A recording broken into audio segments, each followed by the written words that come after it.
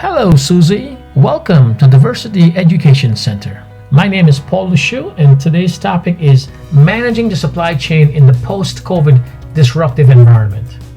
Hi, Paul. How are supply chains changing? It is hard to imagine a period of more disruptive to supply chains than the current environment. Globalization, environmental disruptions, cyber attacks, and now a pandemic have made supply chain managers key leaders in mitigating the risks of multiple disruptions to businesses. The pandemic had immediate negative impacts on business, and whilst it is not the first pandemic that caused supply chain disruption, it is the first since global trade became common for all sizes of businesses. It is also the first since climate change began causing significant supply chain disruptions, since increasingly sophisticated cyber attacks started accelerating and rapidly shifting consumer demand began pressuring suppliers in ways they could not meet due to lack of flexibility in production and logistics.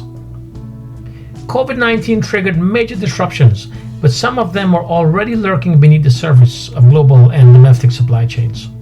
A prime example was the public revelation that the US was not manufacturing any antibiotics and depended solely on trade with international companies.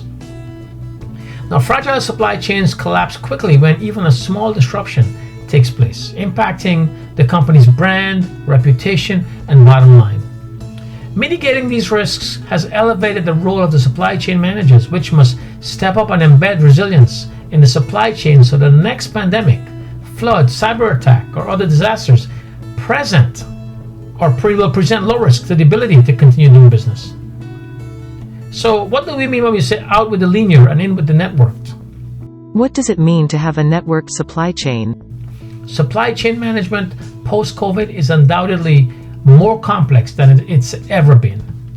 The pandemic forced companies to rethink their global and domestic supply chain models because it revealed the vulnerabilities that a booming economy was able to hide. However, businesses face not just the issue of COVID. The last 5 years have led to new tariffs, like the Section 301 tariffs initiated in response to China's policies and practices related to innovation, technology, and intellectual property.